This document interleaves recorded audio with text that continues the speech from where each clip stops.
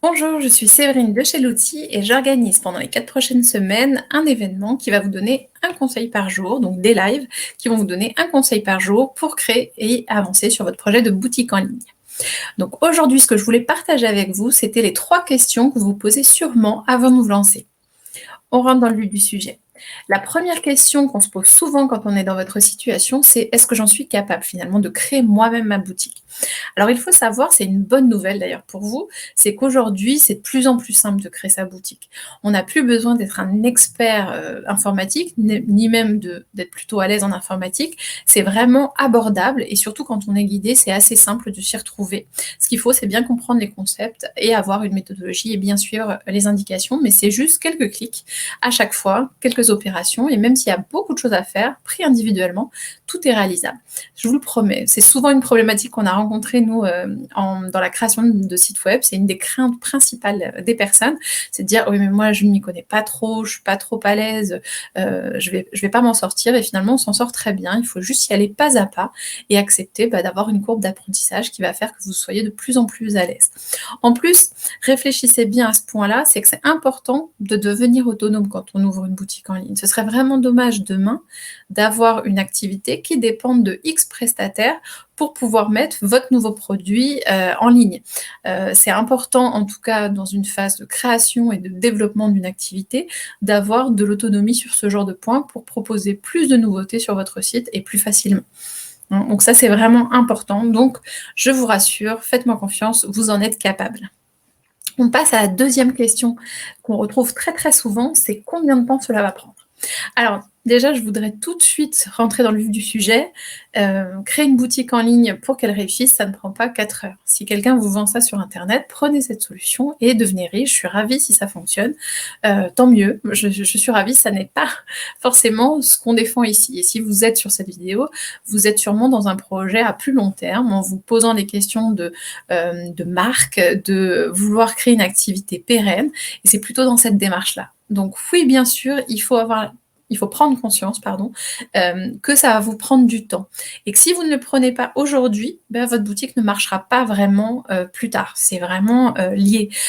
Aujourd'hui, nous, on a travaillé sur différents types de projets, et quand les gens n'ont même pas 10 heures à consacrer à la création de leur boutique tout au début du projet, finalement, ils n'en auront pas non plus quelques heures de temps en temps pour faire évoluer et grandir leur boutique. Donc, qui ne se lancent même pas dans ce projet, ça ne leur profitera pas et ce ne sera pas une bonne expérience pour eux.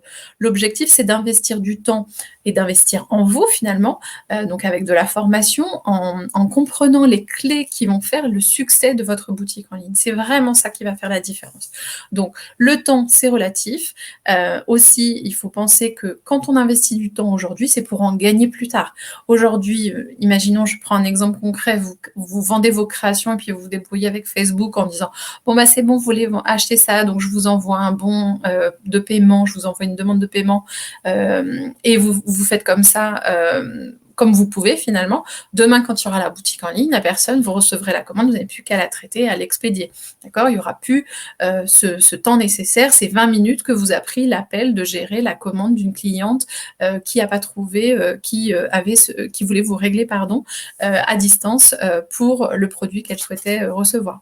Donc, voyez vraiment ça comme un investissement, que ce soit en vous, que ce soit pour l'activité et pour faire évoluer votre boutique. D'accord? Et en temps aussi, puisque en investissant du temps aujourd'hui, vous en gagnez plus tard. Donc ça, c'était la deuxième question qu'on se pose souvent.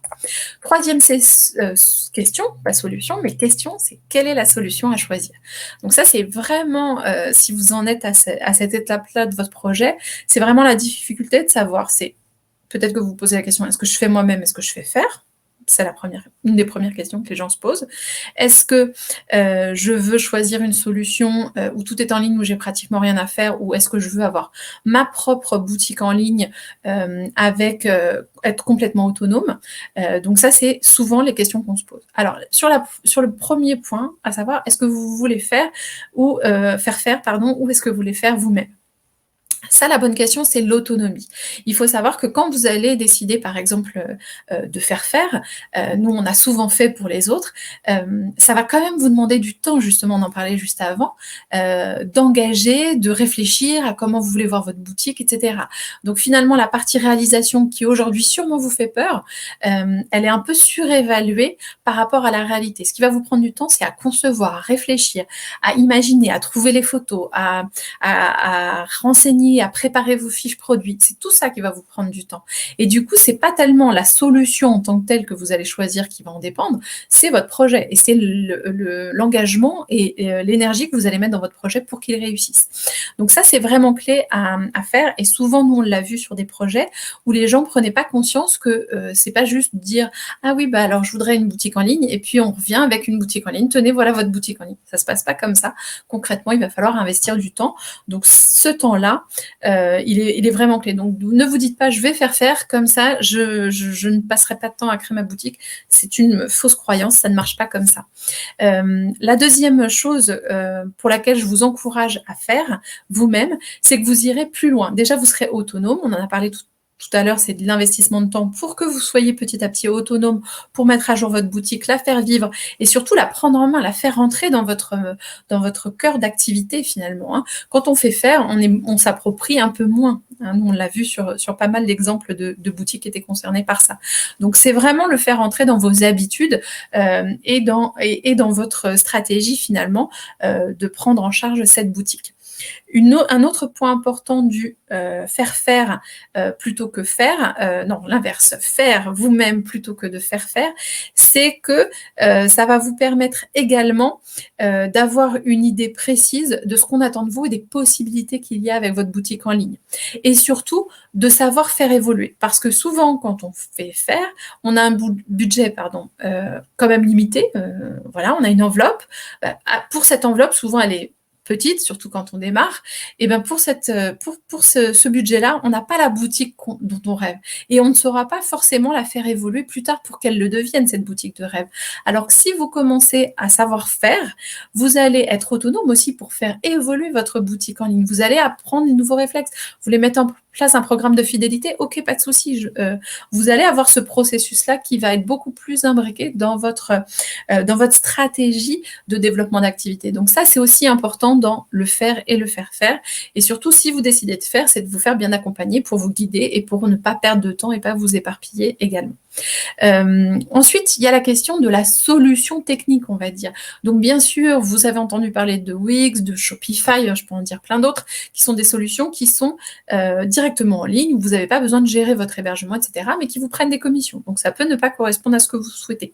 Vous pouvez décider d'avoir votre propre boutique en ligne, donc hébergée sur, je ne vais pas rentrer dans la technique, mais hébergée sur un serveur qui vous appartient et que vous louez, chez un hébergeur. Donc, ça, c'est deux solutions qui sont souvent plus évolutives et qui vont vous permettre d'aller plus loin avec votre boutique. Parce qu'aujourd'hui, vous imaginez une boutique, mais vous ne savez pas encore dans 2 ans quel sera votre développement, si vous avez rencontré le succès, si vous voulez sous-traiter justement parce que votre activité a pris de l'ampleur et que vous pouvez maintenant vous permettre de sous-traiter. Il y a des limites à choisir les premiers outils, donc qui sont des outils hébergés, par rapport à avoir sa propre solution, que ce soit un WordPress, PrestaShop, etc. Donc ça peut vraiment être un axe de choix pour vous. Et d'ailleurs, on en parlera dans le webinaire demain, non pas demain, jeudi, pardon, je vous dis des bêtises, jeudi soir, on parlera de ce point-là dans le webinaire, parce que c'est un point vraiment stratégique dans vos questionnements et qui vous empêche peut-être d'avancer concrètement sur votre projet, parce que vous avez l'impression que c'est vraiment clé de faire le bon choix à ce moment-là. Donc voilà pour la 3e question qu'on se pose souvent. J'espère avoir répondu en tout cas à quelques interrogations. Je vous donne donc rendez-vous jeudi pour le webinaire. Sachez qu'on commencera à l'heure précise, donc je vous conseille de vous connecter avec un petit peu d'avance. Je vous dis à demain pour un autre live en attendant, et puis à très vite. Le lien pour l'inscription au webinaire est dans la description de cette vidéo.